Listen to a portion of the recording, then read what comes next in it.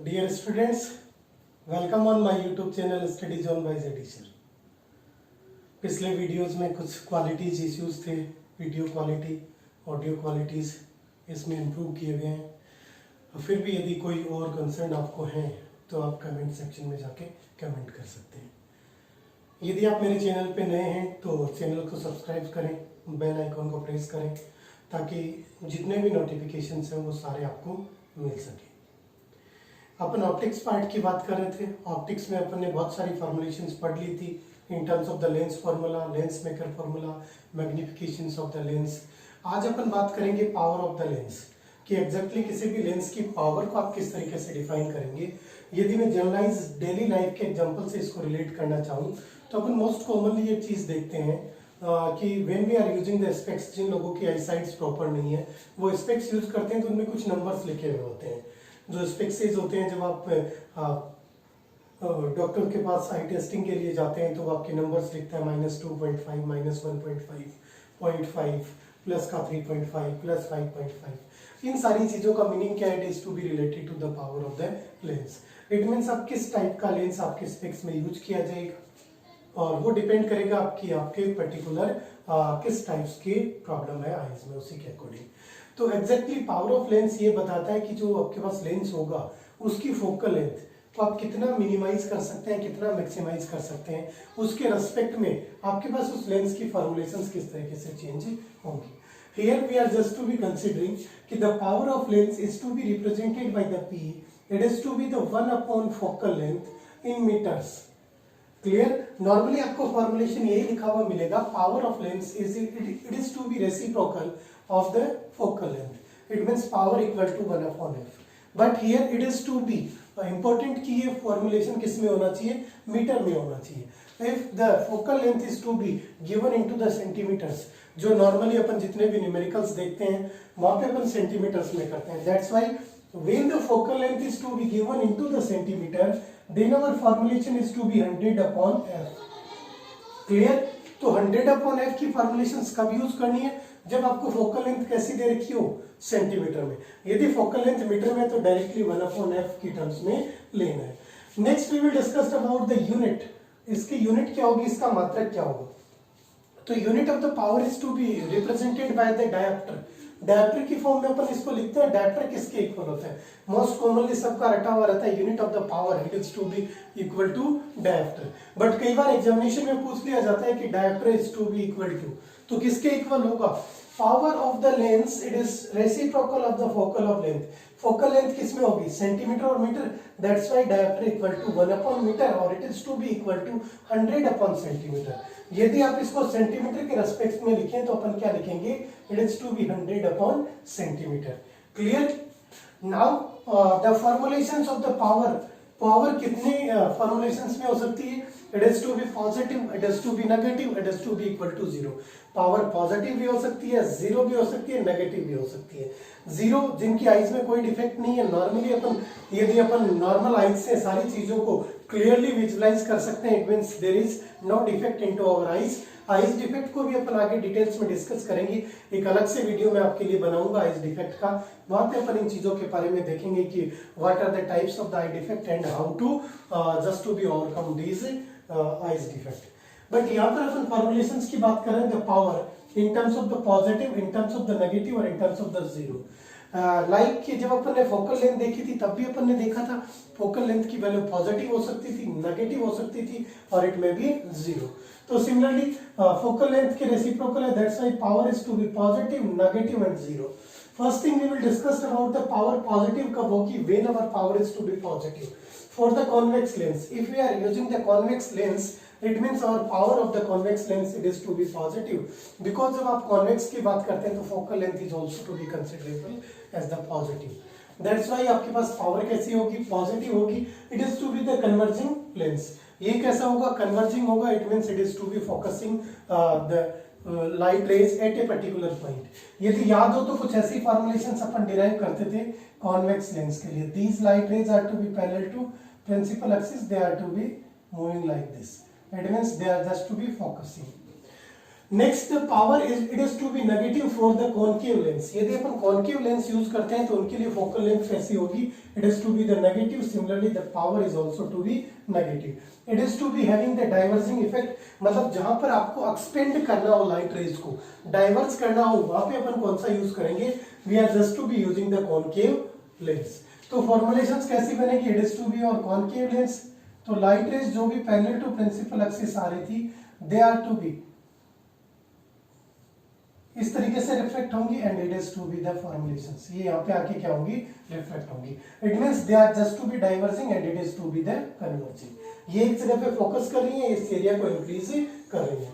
Then in this case वैसे भी अपन देखें तो focal length exactly this side में होगी, it is to be the negative, that's why power is to be negative. इधर फोकल लेंथ इधर होगी, it means it is to be positive. क्योंकि अपन बस एक ही फॉर्मुलेशन रखो, यदि अपन राइट हैंड साइड में मूव कर रहे हैं, it is to be considerable positive, when we are moving into the left hand side it is to be negative. Zero, power is to be zero in case of the plane mirror. अपन already discuss कर चुके हैं, for the plane mirror focal length कितना होता है आपके पास, it is to be infinite, तो उसकी पावर आपके पास कितनी होगी, जीरो होगी। तो 1 upon infinite it is to be equal to zero.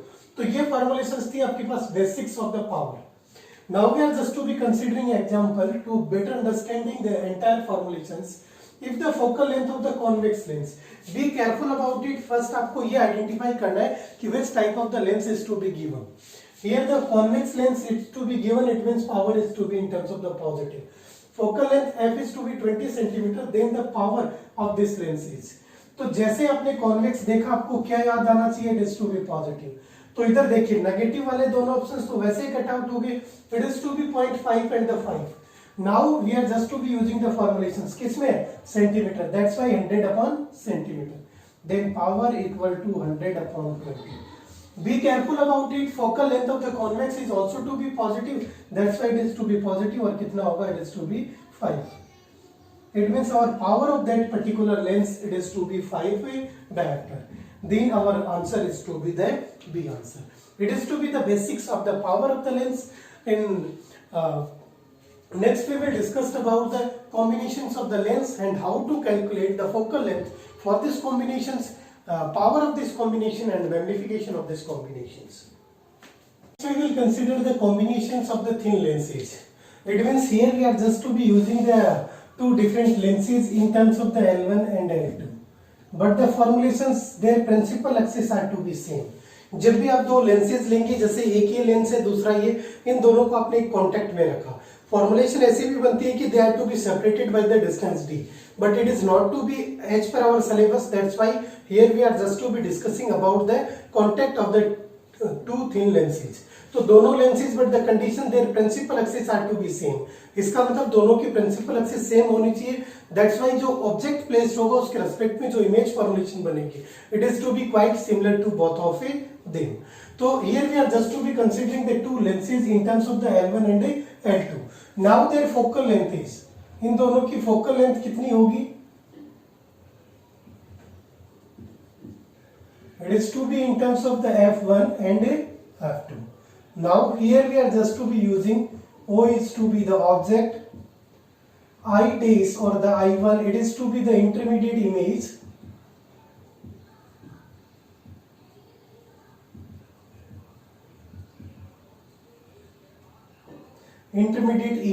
or the image found, it is to be the image by lens L1,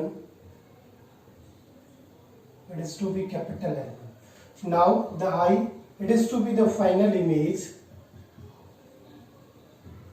or it is to be the image by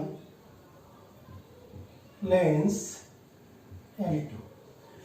Clear? It is to be the point object O, then the light rays are to be incident at the particular lens L1. Here they are to be forming an image at the I1. Clear? It is to be the image with respect to this object. Now for the secondary lens, this object, this image is to be behaving as a object. It means जो आपका secondary lens होगा, suppose ये वाला lens था, इस पे आपने कोई भी light rays रखी इस वाले पे, then point object से light rays I, they are to be reflected and constructed an image. Now here the secondary lens L2 is to be presented and it is to be the object. It means इसके लिए object कौन सा होगा, जो first object था it is only for the L1. Now the image, intermediate image, it is to be behaving as a object for this particular secondary lens L2. तो इस वाले के लिए ये क्या करेगी, एज ए इमेज बिहेव करेगी. Then light rays are to be incident from it, they are just to be reflected by that formulations and constructed image at eye. ये क्या करेंगे, in terms of the final image, eye के terms में एक image construct करेंगी. Now the formulations u, it is to be the distance of the object from the focal, from the lens L1. V, it is to be the distance of image, final image with respect to the L2, and V1, it is to be the distance of the intermediate image with respect to L2. Clear? These are the formulations, these are the basic formulations. It means in terms of the theoretical aspects आपको ये चीजें mention करनी है. When you are write down in your board examinations, so be careful about it. First thing, just write down all the assumptions are to be taken out here. जितनी भी चीजें आपने assume किए हैं या जो considerations लिए, everything is to be written down. Next, neat and clean sketch diagram. आप जो diagram लेते हैं वो neat and clean होना चाहिए as per the dimensions. It means ये नहीं कि आपने L1 और L2 को बहुत बड़ा ले लिया, L1 को बहुत छोटा, L1 को बहुत छोटा, L2 को बहुत बड़ा. They are to be look like the similar. Then point object consider करना, it is to be the image, intermediate image, it is to be the final image. And सारी चीजों को mention करना है U, V and the P1. Now earlier we have discussed about the formulations of the refraction through a lens. अपन एक formula देखा था in terms of the lens maker formula. Here we are just to be using the two lens. That's why first 4 lens L1 we are just to be written down. क्या formulations होगी? Here it is to be the mu1 and it is to be the mu2. mu1 it is to be the refractive index of the outer medium, mu2 it is to be the refractive index of the medium. In this the light rays are to be moving. Then the formulations क्या होंगी? Here the formulations 1 upon f equal to 1 upon v minus 1 upon u. यही formulations होंगी. Lens formula क्या था आपके पास, 1 upon f equal to 1 upon v minus 1 upon u. तो first L1 lens के लिए लिखेंगे तो क्या फॉर्मुलेशंस मिलेगी, 1 upon it is to be f1 because the focal length of the L1 lens it is to be f1 equal to 1 upon v. v कितना है, it is to be the v1 क्योंकि lens L1 के लिए image कौन सी है, I1. This is the image for the lens, that's why this is the distance, minus 1 upon u. Clear? Now it is to be nominated as per the equation number 1. Next, 4 lens 2 L2. The equations are, कौन सी equation बनेगी, it is to be 1 upon f2. इसकी focal length कितनी होगी, 1 upon f2. Then the distance of the object, object कौन सा होगा इसके लिए, I1. That's why it is to be the v1. And distance of the image, it is to be 1 upon v minus 1 upon v1. It is to be the equation number 2. Now the equation number 1 and 2 are to be the lens formulations with respect to lens L1 and with respect to lens L2. अब अपन को derive करना है इन दोनों की combinations की. That's why we are just to be adding the equation number 1 and equation number 2. By the addition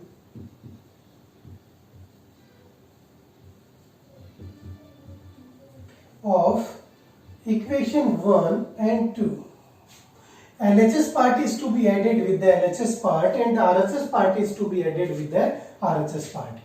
तो formulations आपके पास क्या बनेगी, it is to be 1 upon f1 plus 1 upon f2 equal to 1 upon v1 minus 1 upon u plus 1 upon v minus 1 upon v1. These are to be cancelled out. It is to be equal to 1 upon v minus 1 upon u. It is to be equated by 1 upon f. Now the formulations.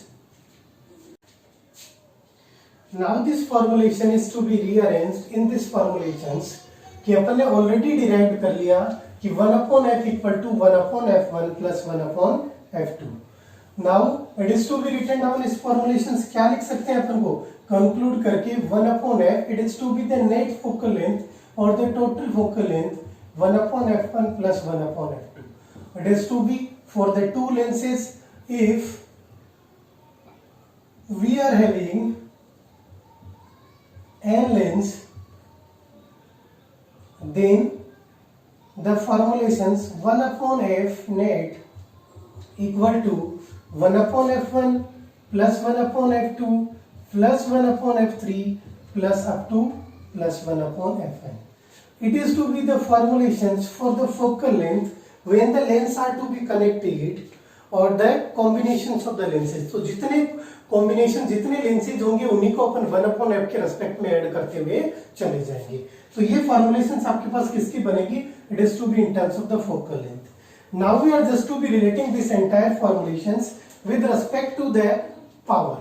Here the power of L1 lens की कितनी होगी? P1 equal to 1 upon f1. Now the power of lens L2 कितनी होगी? P2 in terms of the 1 upon f2. If you are having the n lenses, then power of the Ln lens, it is to be in terms of the Pn equal to 1 upon f. Now in this formulations, we are just to be write down, ये जो 1 upon f net होगा इसकी जगह पे कितना आ जाएगा? P net equal to P1 plus P2 plus Pn. तो total focal power of the lens कितनी आ जाएगी आपके पास? P1, P2, P3, P4 up to Pn formulations में आ जाएगी. तो ये तो आपके पास फोकल लेंथ की फॉर्मुलेशंस हो गई. It is to be relations of the power. Now the magnifications के टर्म्स में लिखें तो m net it is to be defined in terms of the m1 into m2 into m3 up to mn. So it is to be for the magnifications. Now we are just to be considering the few special cases, and these cases are, ये special cases कौन से होंगे? If all lenses are to be identical. तो अपन यहाँ पे क्या considerations में ले रहे हैं? If all the lenses are to be identical, special case की बात कर रहे हैं. If all lens are identical, all lens are identical का मतलब क्या हुआ? f1 equal to f2 equal to f3 equal to, it is to be in terms of the fn equal to f. तो सबकी फोकल लेंथ सेम होगी.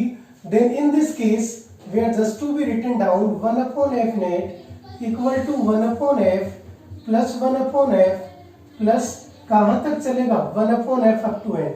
It means the f net is to be written down in terms of the f upon n.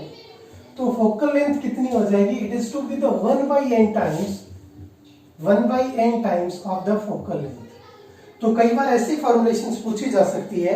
If we are using the 3 identical lenses, then after the combinations the net focal length is, it is to be, if you are having the 3 lenses, then it is to be 1 by 3 times. If you are having the 5 lenses, it is to be 1 by 5 times. Now the power, it is to be in terms of the P net equal to P1 plus P plus P plus P up to plus P n times. That's why it is to be n into P.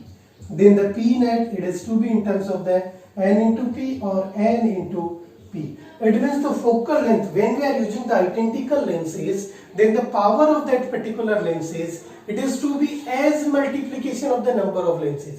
जितने number of lenses, if we are using the 3 number of lenses, then the total power, it is to be the power of the single lens, it is multiplied by the number of lens.